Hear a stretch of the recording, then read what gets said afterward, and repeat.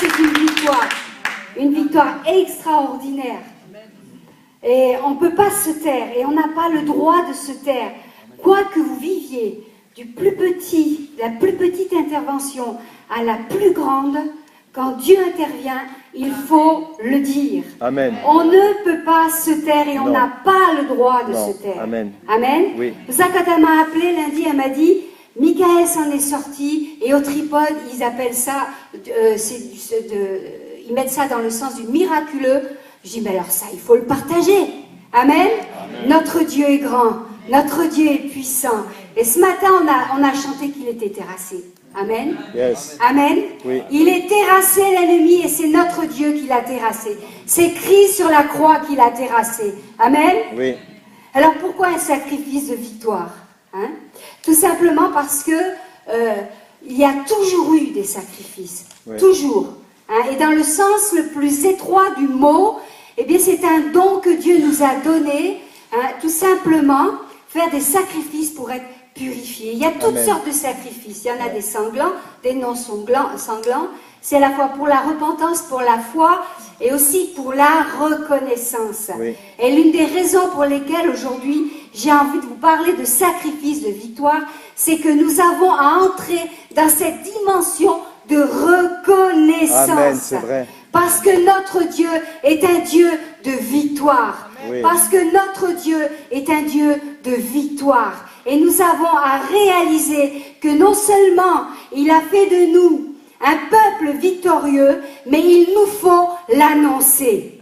Amen. Oui, oui. Amen. Il est temps d'arrêter de parler de la puissance de Dieu, mais de réaliser que c'est à nous de rentrer dedans. Oui. À nous seuls. À nous seuls. Amen.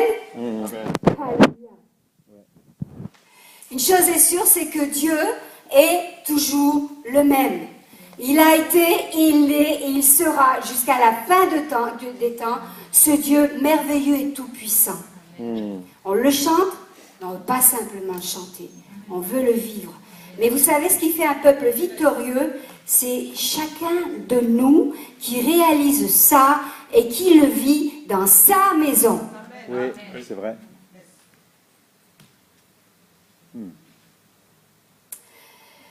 On va prendre Éphésiens 1, versets 16 à 23. Je ne cesse de rendre grâce pour vous, faisant mention de vous dans mes prières, afin que le Dieu de notre Seigneur Jésus-Christ, le Père de gloire, vous donne un esprit de sagesse et de révélation dans sa connaissance, et qu'il illumine les yeux de votre cœur, pour que vous sachiez quelle est l'espérance qui s'attache à son appel, quelle est la richesse de la gloire de son héritage qu'il réserve aux saints, et quelle est envers nous qui croyons l'infinie grandeur de sa puissance, se manifestant avec efficacité par la vertu de sa force. Il l'a déployé en Christ en le ressuscitant des morts et en le faisant asseoir à sa droite dans les lieux célestes, au-dessus de toute domination, de toute autorité, de toute puissance, de toute dignité et de tout nom qui se peut nommer, non seulement dans le siècle présent, mais encore dans le siècle à venir. Il a tout mis sous ses pieds et il l'a donné pour chef suprême à l'Église. Yes. Amen. Il n'a pas donné à un homme, il n'a pas donné à un ministère quel qu'il soit, non. Mais il a donné à l'Église qui est son corps. Et c'est nous, à chacun d'entre nous, qui avons cette possibilité de manifester qui il est. Oui. Donc il l'a donné pour chef suprême à l'Église qui est son corps, la plénitude de celui qui remplit tout en tous. Alléluia. Amen. Amen.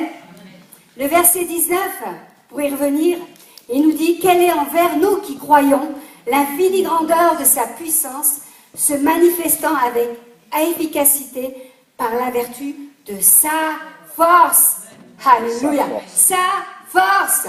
Dis à ton voisin, sa force. Sa force. Il est question de sa force. Il n'est pas question de la force d'un homme ou d'une femme. Hein? Il est question de sa force à lui. Ouais. Et c'est d'elle que je veux parler. Ouais. C'est la force de notre Dieu. Hein? Et Dieu a mis à la disposition de tous les croyants sa force. Il a mis à la disposition de tous les croyants sa force. Et il attend que nous la manifestions. Oui. Hein? On est comme un petit peu, on est au bout de son bras. Amen. Et là, je vais faire un sketch. Céline, tu veux venir? Voilà. Je suis Dieu. Wow. Et là, c'est mon bras. Hein? Et Céline, c'est incroyant, comme n'importe quel croyant.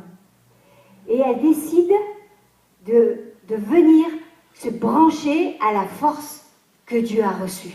Amen. Et le bras de Dieu est tendu. Et c'est elle qui va s'approcher du bras de Dieu jusqu'à le toucher. Et qu'est-ce qui se passe?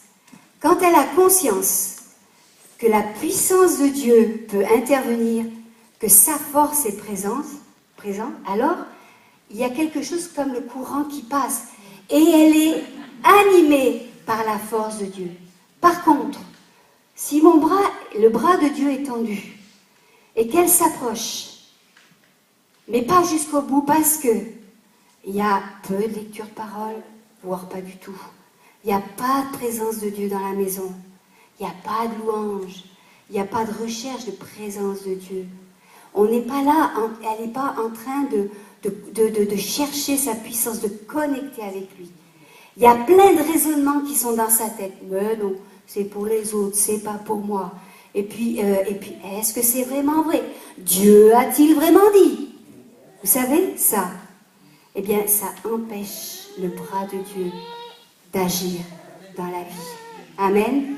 Et je dirais même qu'il y a aussi d'autres motivations qui empêchent la puissance de Dieu d'agir. C'est quand on veut que ce soit pour notre propre gloire.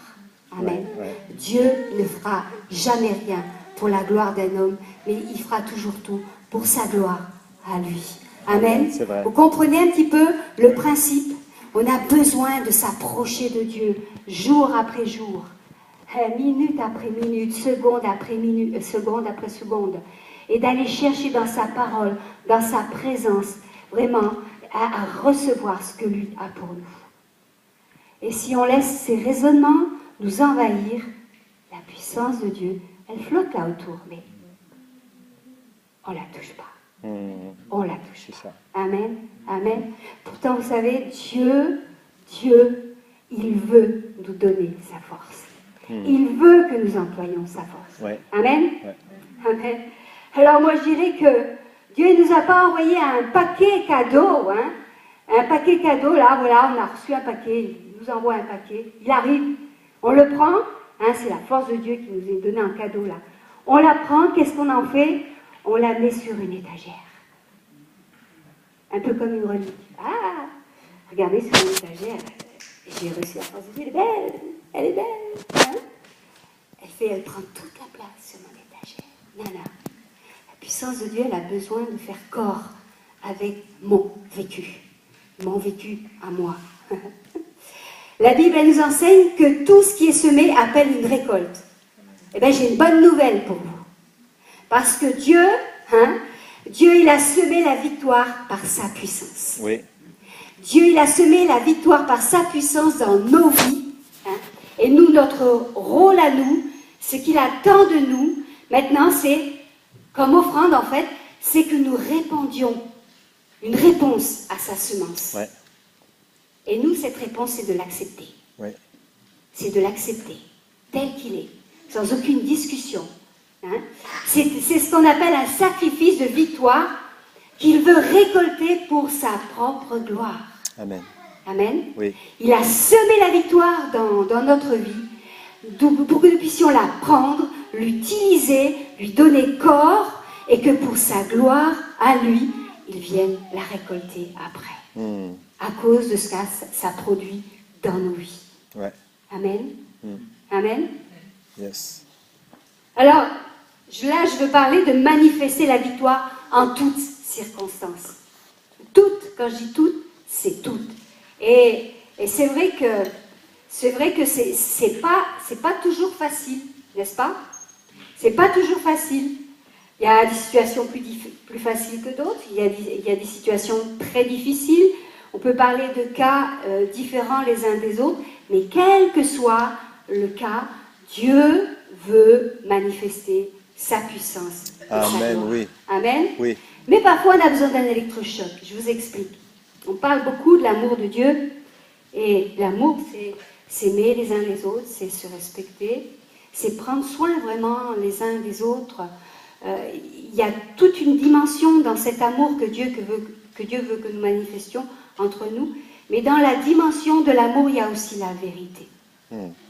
Et parfois, on a besoin de parler dans la vérité à quelqu'un qui s'en sort pas dans certaines situations. Ou qui manifeste pas forcément ce que Dieu veut pour lui à ce moment-là. N'est-ce pas? Et là, parler dans la vérité, eh bien, parfois ça provoque un électrochoc. Et là, je vais vous donner un exemple. Moi, il y a quelques années de ça, j'ai vécu une situation assez difficile. Dans mes émotions, ça a été très lourd, très dur, et j'ai eu comme presque un coup d'arrêt dans ma vie avec Dieu. Non pas que j'ai rejeté Dieu, pas du tout, mais dans ce qu'il me demandait de faire. C'était tellement fort, tellement profond. J'avais des angoisses, mais des angoisses telles que je pleurais sans même me rendre compte. Parce que c'était tellement profond au-dedans de moi que j'en arrivais à pleurer. Mais c'était même pas, comment dire, c'était même pas quelque chose que je provoquais, pas du tout. Parce qu'on n'avait rien besoin de me dire, rien que le faire d'ouvrir mes yeux. Les angoisses étaient là tellement profondes que les larmes coulaient. Les larmes coulaient. Et c'est vrai que c'est là qu'il est bon d'avoir un vis-à-vis qui tienne la route. Hein. Et ce vis-à-vis en question, eh bien, régulièrement, je parlais avec lui. Et vous savez, au bout d'un certain temps, eh bien, j'en étais arrivée, dans mon discours, à ressasser toujours les mêmes choses. À ressasser. Oui, mais tu comprends. Oui, mais tu comprends. Oui, mais tu comprends. Et là, vous savez, Samy, ce qu'il a fait à un moment donné, il m'a regardé, il s'est levé, il m'a dit, ça suffit.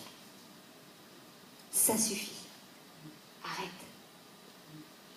Arrête de ressasser. Maintenant, il faut faire ton deuil. Ce qui s'est passé, c'est passé. Tu fais ton deuil.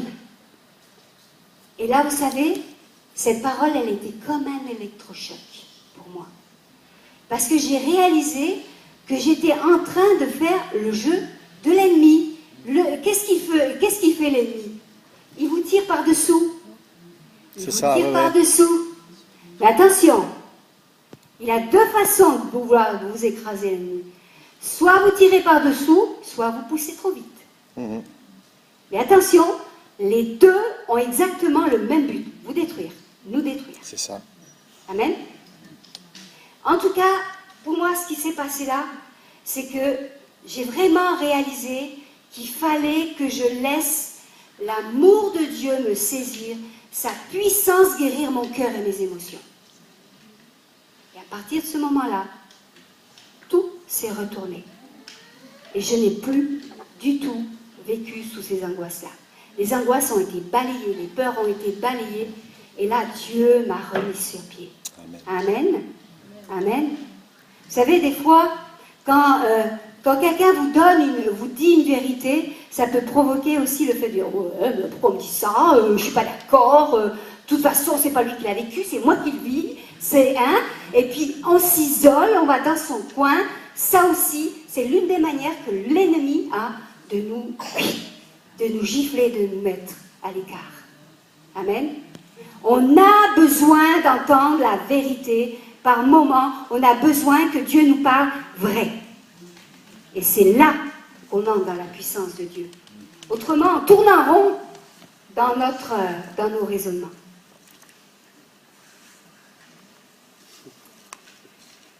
Ah, j'ai découvert quelque chose là. C'est toujours bon de faire des études parce qu'on découvre des choses, vous allez voir quoi. Vous savez comment on dit victoire en grec? Nike. Nike. Bon, en français, on dit Nick. Avoir le dessus, c'est Nikao. Et plus que vainqueur, Hypo Nikao. Yes. Amen. Ouais. Oh, je trouve ça excellent parce que dernière prédication, Jean-Claude nous a parlé des baskets. Ouais. Alors, on revient dans nos baskets Nike. On met des Nike. On met des Nike. Et Yes. on court dans la victoire de Christ. Amen, amen. Yes. Alors, je trouve ça extraordinaire. Victoire se dit Nike. Et dans la diapo suivante, vous allez voir, Nike, ça veut dire victoire. Et c'est marqué Shoes is style. Les chaussures Nike, c'est un style. Eh bien, moi, j'ai rajouté Jesus' victory is still of life. Oh, ya, ya, ya, La ya. victoire de Jésus, c'est un style de vie. C'est un style de vie que nous avons à adopter dans nos maisons, Oui. jour après Et jour. jour. Amen. Yes. Alors, je vais encore vous encourager à mettre les baskets. Hein, Les Nike. les Nike, Basket, c'est une marque. ça nous fait courir. Mais les Nike, parce que les Nike, elles sont synonymes de victoire. Ouais. J'ai aucun, comment on dit déjà, aucun royalty chez Nike. Hélas. Mais hélas, oui, c'est ça. Et être plus que vainqueur, c'est-à-dire uponikao, être plus que vainqueur, c'est vraiment un style de vie dans lequel Christ nous demande de rentrer. Amen, c'est vrai. Dieu demande à son peuple de manifester sa victoire. Mais les Nike. Dieu demande à son peuple de manifester sa victoire. Amen. Oui, oui, oui. Amen. Amen. Dieu a semé en nous une vie de victoire en Christ et il attend que nous la manifestions de façon soutenue. Hein. Et c'est là où j'ai envie de vous dire, mais on a besoin de monter à la montagne de l'Éternel. On a besoin de monter à sa montagne, c'est vrai, mais aussi on a besoin de monter sur la montagne de nos ténèbres pour les dissoudre. Oui. Amen. Oui, oui, oui. Dieu attend de nous le Nikao, hein? Le Nikao, c'est-à-dire que nous ayons le dessus sur ce qui nous agresse. Oui. Il veut que nous ayons le dessus sur ce qui nous agresse, Oui. que ce soit dans notre âme, dans notre esprit et dans notre corps. Amen. Monte sur la montagne de tes ténèbres et proclame que l'ennemi est terrassé. Proclame-le. Ouais. Proclame-le. Ce n'est pas évident parce que ça nous demande de sortir de notre dimension humaine qui est bien étriquée, de nos raisonnements et d'entrer dans ce que dit Dieu. On a besoin d'arrêter de voir les choses telles qu'elles sont, mais de les voir comme elles sont dans les lieux célestes. Oui. C'est ça, ouais. Ouais. Hein? Vous savez, je vous ai témoigné comment Jésus m'a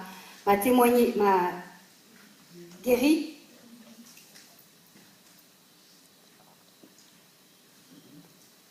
Guéri de mon genou. Ça a quand même duré 8 mois. 8 mois complets. Et 8 mois où j'ai vraiment souffert. 8 mois où on me disait, mais arrête-toi, il faut te reposer, arrête-toi. Et je dis non, je ne vais pas m'arrêter. Il n'y a rien qui m'empêchera de servir mon Seigneur. J'ai pris avion, j'ai voyagé, on est même allé au Canada, j'ai fait plein de trucs, j'ai beaucoup souffert, parce que c'était très douloureux, et parfois la douleur me tirait vraiment des larmes. Ça me réveillait dans la nuit, mais c'était comme comment dire, je pourrais si on m'entaillait à l'intérieur, c'est du feu, c'est vraiment du feu. Et j'ai toujours dit, non, je ne m'arrêterai pas. Je ne m'arrêterai pas. Seulement, je n'ai pas marché dans le déni, parce que malgré tout, je me suis soignée. Quand j'avais mal, oui, j'ai mal. J'ai jamais dit, ah non, non, j'ai pas mal. Oui, j'ai mal, j'en ai marre d'avoir mal. Parce que c'est une réalité, parce qu'on est profondément humain, et qu'il ne faut pas être dans le déni. Donc là, moi, mon attitude, c'était de dire, oui, j'ai mal, et je prends des antidouleurs pour pouvoir vraiment ne pas me faire prendre la tête par la douleur. Ouais. Mais sachant qu'on priait, et qu'en son temps, Dieu agirait. Amen. Amen. Puis comme je vous ai expliqué, il y a le timing de Dieu. Et ce Ouais. timing de Dieu, il est incroyable. Parce que Dieu m'a guéri exactement 8 jours avant d'être emmené dans ce lieu où on devait monter à ce chalet pour rejoindre ce groupe de jeunes qu'on devait enseigner. Et la montée était comme ça, bien pentue. J'étais vraiment dans le timing de Dieu. Mais tout le long où j'ai attendu cette guérison, voilà, ça ne m'a pas empêché de faire ce que Dieu voulait que je fasse. Mm. Amen. Et je crois que des fois, on a besoin d'être vraiment très, comment dire,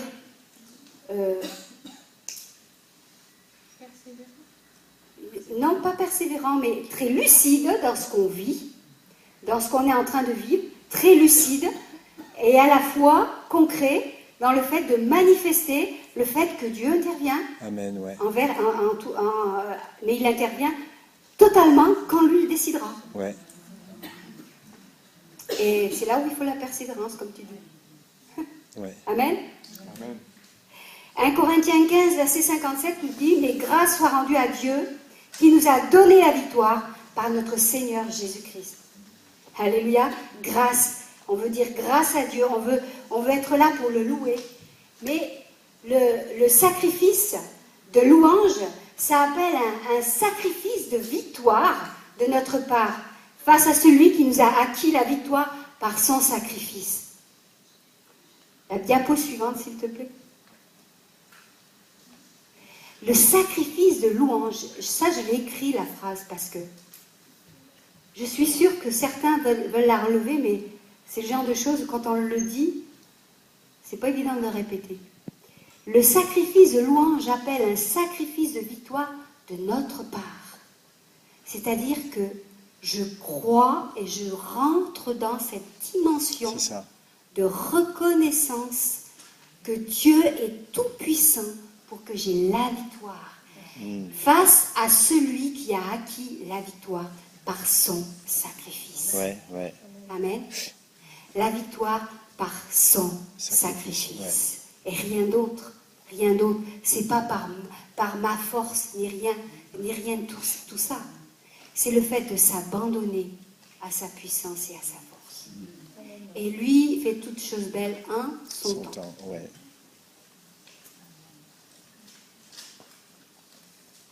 Si nous ne saisissons pas cette victoire, nous passons à côté de ce que Dieu nous donne ici, sur terre.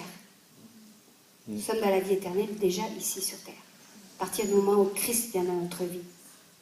Et plus on s'exerce, plus on entre dedans et plus on manifeste la victoire de Dieu. Oui. Si nous sommes des chrétiens défaitistes, comment allons-nous apporter l'espérance à ceux qui sont autour de nous? Ouais. Hein? La joie du Seigneur est ma force.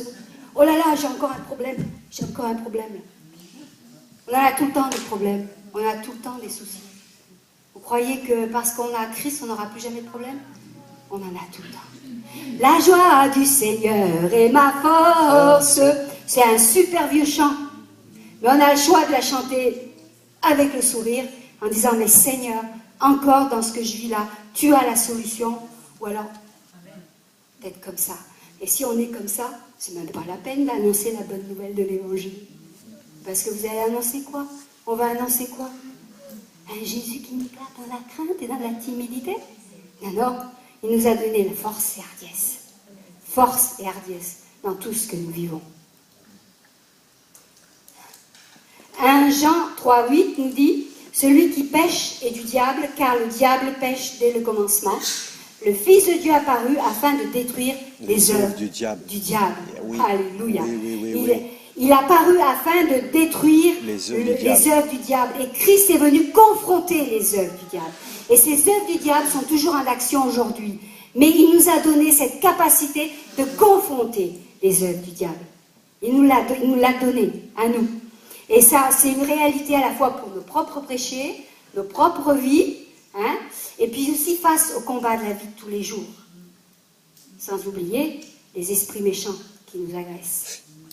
Éphésiens 1, verset 21, j'ai trouvé ça drôle parce que tout à l'heure tu en as parlé aussi.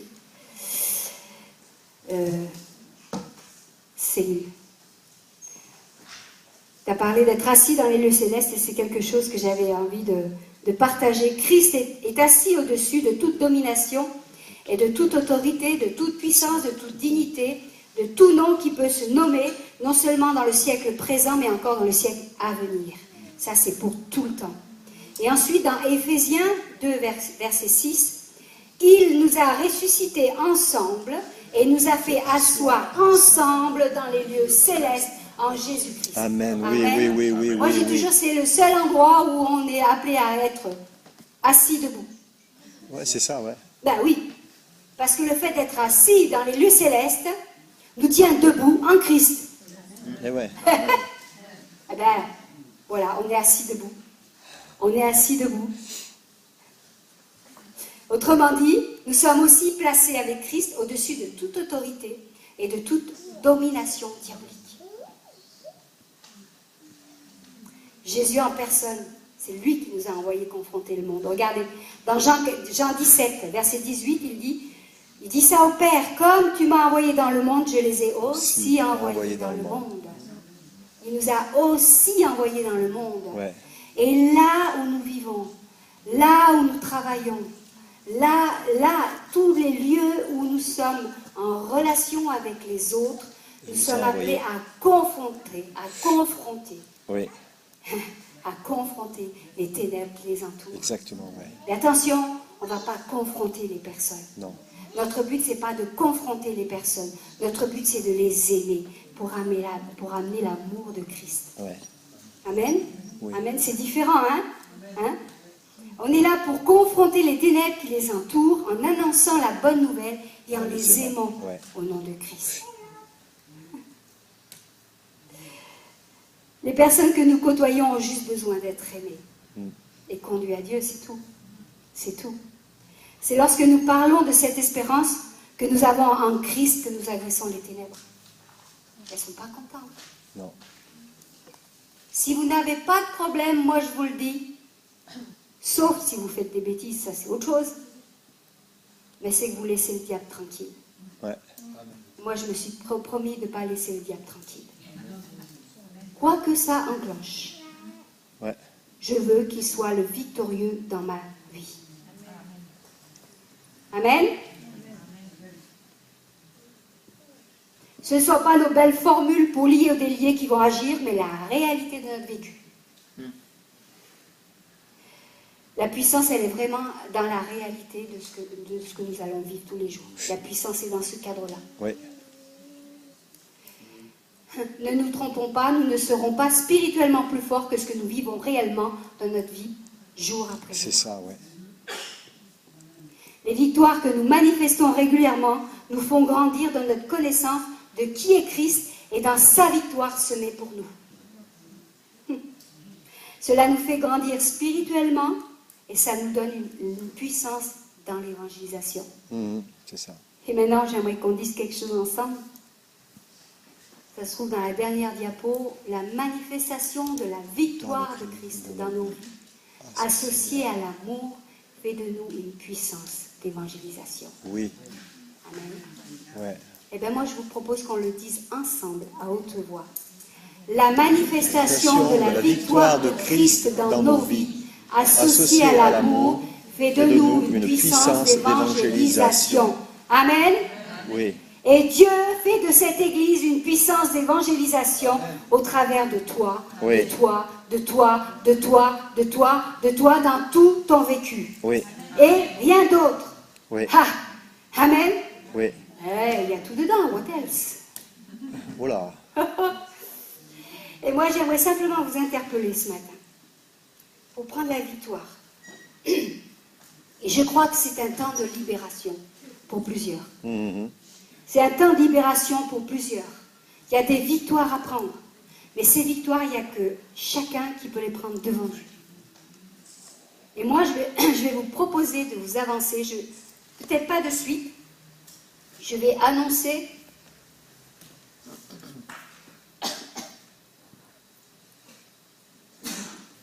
La gorge qui dessèche. Il y a quelques petites choses que le Seigneur m'a montré, que j'aimerais annoncer tout simplement. Et puis, au fur et à mesure que je vais annoncer ces choses-là, réfléchissez, pensez, vous savez qui vous êtes, quels sont les blocages que vous avez dans votre vie. Bien, vous pourrez avancer. Et puis, Dieu, le Saint-Esprit, va faire une œuvre tranquillement dans votre vie. Amen. Amen. Et si on se levait? Déjà. Si, Seigneur. Alléluia. Seigneur, tu ne parles pas en vain. Tu ne parles pas en vain. Et je veux te bénir, Jésus. Te bénir parce que toi, à la croix, tu as tout vaincu. Il n'y a rien que tu aies laissé de côté. Absolument rien. Seigneur, je veux proclamer un temps de libération ce matin. Par la puissance de l'Esprit de Dieu. Tu veux agir dans la vie pour des points bien précieux, bien précis. Merci, précieux Jésus, pour ce que tu veux faire ce matin. Esprit de Dieu. Esprit de Dieu. Viens communiquer la vie. Viens communiquer ta vie maintenant. Cette vie de victoire que le Christ a manifestée à la croix et à la Amen, résurrection. oui. Cette résurrection à laquelle nous avons part, elle a commencé aujourd'hui. Et elle veut agir à la fois dans notre esprit, mais aussi dans notre âme et dans notre corps. Cet esprit